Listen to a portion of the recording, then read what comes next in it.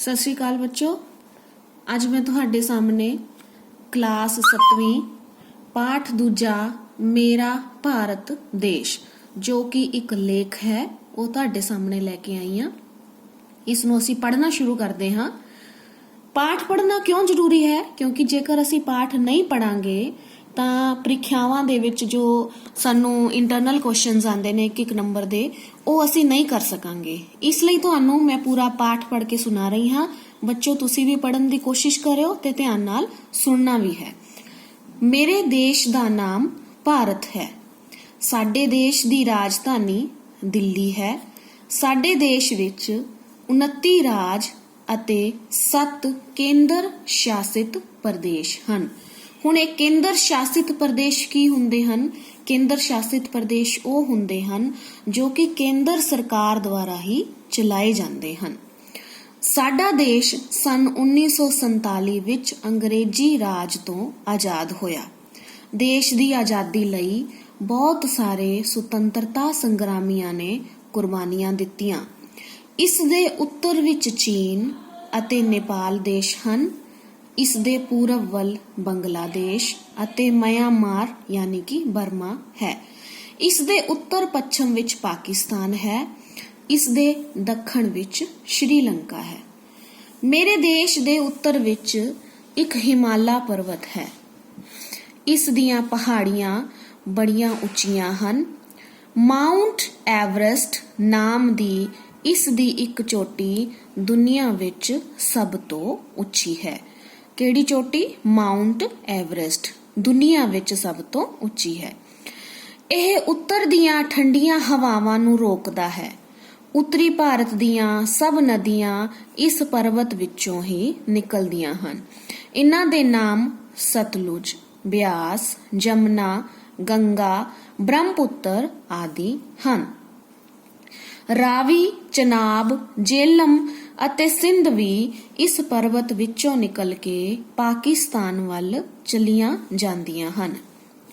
ਇਹਨਾਂ ਨਦੀਆਂ ਦੇ ਕਾਰਨ ਹੀ ਗੰਗਾ ਅਤੇ ਸਿੰਧ ਦੀ ਘਾਟੀ ਬੜੀ ਉਪਜਾਊ ਹੈ। ਇਹਨਾਂ ਨਦੀਆਂ ਉੱਤੋਂ ਬੰਨ ਜਾਂ ਡੈਮ ਬਣਾ ਕੇ ਬਿਜਲੀ ਪੈਦਾ ਕੀਤੀ ਗਈ ਹੈ। ਹੁਣ ਕਈ ਵਾਰੀ ਬੱਚੇ ਇਹ ਪੁੱਛਦੇ ਆ ਕਿ ਇਹ ਬੰਨ ਜਾਂ ਡੈਮ ਕੀ ਹੁੰਦਾ ਹੈ। ਬੇਟੇ ਹਿੰਦੀ ਵਿੱਚ ਜਿਸ ਨੂੰ ਤੁਸੀਂ ਬਾਂਧ ਬੋਲਦੇ ਹੋ ਉਸ ਨੂੰ ਪੰਜਾਬੀ ਵਿੱਚ ਬੰਨ ਤੇ ਅੰਗਰੇਜ਼ੀ ਵਿੱਚ ਡੈਮ ਕਿਹਾ ਜਾਂਦਾ ਹੈ। ਅਤੇ ਇਹਨਾਂ ਵਿੱਚੋਂ ਨਹਿਰਾਂ ਕੱਢੀਆਂ ਗਈਆਂ ਹਨ। ਇਹਨਾਂ ਨਹਿਰਾਂ ਦਾ ਪਾਣੀ ਦੇਸ਼ ਦੇ ਕੋਨੇ-ਕੋਨੇ ਤੱਕ ਪਹੁੰਚਾਇਆ ਗਿਆ, ਜਿਸ ਨਾਲ ਭਾਰਤ ਖੇਤੀ ਦੇ ਖੇਤਰ ਵਿੱਚ ਆਤਮ ਨਿਰਭਰ ਦੇਸ਼ ਬਣ ਗਿਆ। ਆਤਮ ਨਿਰਭਰ ਕੀ ਹੁੰਦਾ ਹੈ? ਜੋ ਆਪਣੇ ਉੱਪਰ ਨਿਰਭਰ ਕਰਦਾ ਹੈ, ਜਿਸ ਦੀ ਕਿਸੇ ਹੋਰ ਉੱਪਰ ਨਿਰਭਰਤਾ ਨਹੀਂ ਹੁੰਦੀ। ਅੱਜ ਭਾਰਤ ਅਨਾਜ ਉਤਪਾਦਨ ਦੇ ਖੇਤਰ ਵਿੱਚ ਨੰਬਰ 1 ਤੇ ਆ ਗਿਆ ਹੈ।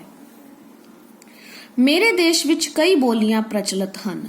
ਬੰਗਾਲ ਪ੍ਰਾਂਤ ਦੇ ਲੋਕ ਬੰਗਾਲੀ ਬੋਲਦੇ ਹਨ। ਇਸੇ ਤਰ੍ਹਾਂ ਤਮਿਲਨਾਡੂ ਵਿੱਚ ਤਾਮਿਲ, ਕੇਰਲਾ ਵਿੱਚ ਮਲਿਆਲਮ, ਕਰਨਾਟਕ ਵਿੱਚ ਕੰਨੜ, ਆਂਧਰਾ ਪ੍ਰਦੇਸ਼ ਵਿੱਚ ਤੇਲਗੂ, ਮਹਾਰਾਸ਼ਟਰ ਵਿੱਚ ਮਰਾਠੀ ਅਤੇ ਗੁਜਰਾਤ ਵਿੱਚ ਗੁਜਰਾਤੀ, ਪੰਜਾਬ ਵਿੱਚ ਪੰਜਾਬੀ ਬੋਲੀ ਜਾਂਦੀ ਹੈ। ਉੱਤਰੀ ਅਤੇ ਮੱਧ ਭਾਰਤ ਦੇ ਰਾਜਾਂ ਵਿੱਚ ਵਧੇਰੇ ਹਿੰਦੀ ਬੋਲੀ ਜਾਂਦੀ ਹੈ। ਹਿੰਦੀ ਸਾਡੀ ਰਾਸ਼ਟਰ ਭਾਸ਼ਾ ਤੇ ਰਾਜ ਭਾਸ਼ਾ ਹੈ। ਦੇਸ਼ ਦੇ ਬਹੁਤੇ ਭਾਗਾਂ ਵਿੱਚ ਇਹ ਸਮਝੀ ਜਾਂਦੀ ਹੈ। ਇਸ ਬੋਲੀ ਦੇ ਸਿੱਖਣ ਅਤੇ ਬੋਲਣ ਨਾਲ ਸਾਡੀ ਰਾਸ਼ਟਰੀ ਏਕਤਾ ਨੂੰ ਬਲ ਮਿਲਦਾ ਹੈ।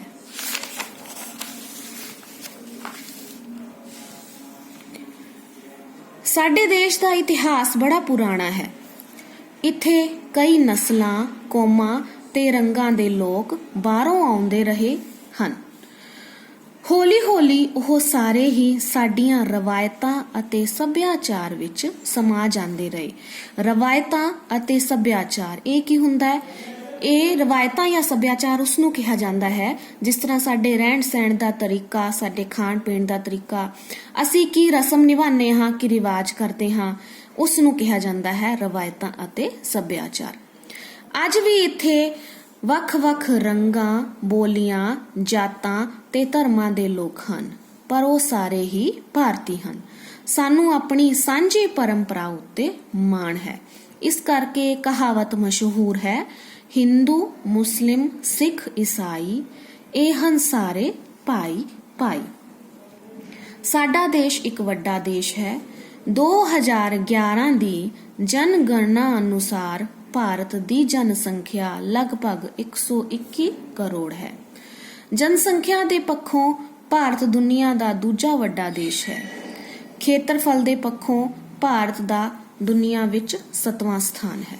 ਦੇਖੋ ਬੱਚੋ, ਹੁਣ ਇਹ ਪ੍ਰਸ਼ਨ ਆ ਸਕਦਾ ਹੈ ਕਿ ਜਨਸੰਖਿਆ ਵਜੋਂ ਭਾਰਤ ਦਾ ਕਿੰਨਵਾਂ ਸਥਾਨ ਹੈ ਤੇ ਖੇਤਰਫਲ ਵਜੋਂ ਕਿੰਨਵਾਂ ਸਥਾਨ ਹੈ। ਤਾਂ ਅਸੀਂ ਉੱਤਰ ਦੇਵਾਂਗੇ ਜਨਸੰਖਿਆ ਪੱਖੋਂ ਭਾਰਤ ਦਾ ਦੂਜਾ ਸਥਾਨ ਹੈ ਤੇ ਖੇਤਰਫਲ ਦੇ ਪੱਖੋਂ ਦੁਨੀਆ ਵਿੱਚ 7ਵਾਂ ਸਥਾਨ ਹੈ। ਆਜ਼ਾਦੀ ਮਿਲਣ ਤੋਂ ਪਹਿਲਾਂ ਇਹ ਇੱਕ ਗੁਲਾਮ ਅਤੇ ਗਰੀਬ ਦੇਸ਼ ਸਮਝਿਆ ਜਾਂਦਾ ਸੀ, ਪਰ ਸੁਤੰਤਰ ਹੋਣ ਤੋਂ ਬਾਅਦ ਇਸ ਨੇ ਬੜੀ ਪ੍ਰਗਤੀ ਕੀਤੀ ਹੈ। ਇਹ ਸੰਸਾਰ ਦਾ ਸਭ ਤੋਂ ਵੱਡਾ ਗਣਤੰਤਰ ਹੈ। ਸਾਡਾ ਦੇਸ਼ ਮੁੱਖ ਤੌਰ ਤੇ ਖੇਤੀ ਪ੍ਰਧਾਨ ਦੇਸ਼ ਹੈ। ਸਾਨੂੰ ਦੇਸ਼ ਦੀ ਉਪਜ ਵਿੱਚ ਵਾਧਾ ਕਰਨਾ ਚਾਹੀਦਾ ਹੈ। ਇਸ ਨਾਲ ਦੇਸ਼ ਦੀ ਸ਼ਾਨ ਵਿੱਚ ਵੀ ਵਾਧਾ ਹੁੰਦਾ ਹੈ ਅਤੇ ਦੇਸ਼ ਸ਼ਕਤੀਸ਼ਾਲੀ ਬਣਦਾ ਹੈ। ਹੁਣ ਅਸੀਂ ਇਸ ਦਾ ਅਭਿਆਸ ਕਰਾਂਗੇ। ਅਭਿਆਸ ਦੇ ਵਿੱਚ ਸਭ ਤੋਂ ਪਹਿਲਾਂ ਅਸੀਂ ਕਰਾਂਗੇ ਔਖੇ ਸ਼ਬਦਾਂ ਦੇ ਅਰਥ।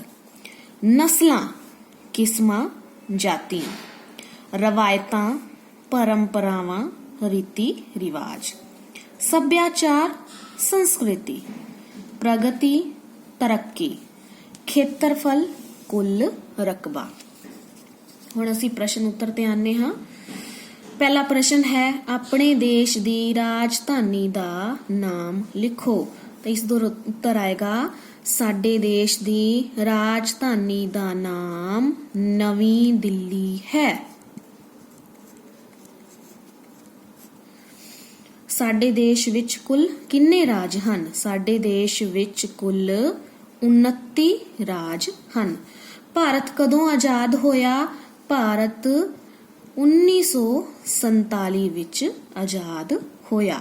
ਜਾਂ ਤੁਸੀਂ ਇਦਾਂ ਵੀ ਲਿਖ ਸਕਦੇ ਹੋ ਕਿ ਭਾਰਤ 15 ਅਗਸਤ 1947 ਵਿੱਚ ਆਜ਼ਾਦ ਹੋਇਆ। ਸਾਡੇ ਦੇਸ਼ ਦੇ ਗੁਆਂਢੀ ਦੇਸ਼ਾਂ ਦੇ ਨਾਮ ਲਿਖੋ। ਗੁਆਂਢੀ ਯਾਨੀ ਕਿ ਪੜੋਸ। ਗੁਆਂਢ ਵਿੱਚ ਕਿਹੜੇ ਕਿਹੜੇ ਦੇਸ਼ ਹਨ? ਬੱਚੇ ਕਈ ਗਲਤੀ ਕਰ ਦਿੰਦੇ ਨੇ, ਉਹ ਆਪਣੇ ਦੇਸ਼ ਦੇ ਰਾਜਾਂ ਦੇ ਨਾਂ ਹੀ ਲਿਖ ਦਿੰਦੇ ਨੇ। ਅਸੀਂ ਦੇਸ਼ ਦੇ ਰਾਜਾਂ ਦੇ ਨਾਮ ਨਹੀਂ ਲਿਖਣੇ, ਅਸੀਂ ਦੇਸ਼ਾਂ ਦੇ ਨਾਮ ਲਿਖਣੇ ਨੇ। ਤੇ ਸਾਡੇ ਦੇਸ਼ ਦੇ ਗੁਆਂਢੀ ਦੇਸ਼ ਹਨ ਪਾਕਿਸਤਾਨ, ਬੰਗਲਾਦੇਸ਼, ਚੀਨ, ਮਿਆਂਮਾਰ, ਸ਼੍ਰੀਲੰਕਾ। ਭਾਰਤ ਦੀ ਸਭ ਤੋਂ ਉੱਚੀ ਚੋਟੀ ਦਾ ਨਾਮ ਲਿਖੋ। ਭਾਰਤ ਦੀ ਸਭ ਤੋਂ ਉੱਚੀ ਚੋਟੀ ਹੈ ਮਾਊਂਟ ਐਵਰੈਸਟ। ਆਪਣੇ ਦੇਸ਼ ਦੀਆਂ ਪ੍ਰਮੁੱਖ ਨਦੀਆਂ ਦੇ ਨਾਮ ਲਿਖੋ। ਸਾਡੇ ਦੇਸ਼ ਦੀਆਂ ਪ੍ਰਮੁੱਖ ਨਦੀਆਂ ਹਨ ਗੰਗਾ, ਜਮਨਾ, ਸਰਸਵਤੀ, ਬ੍ਰਹਮਪੁੱਤਰ।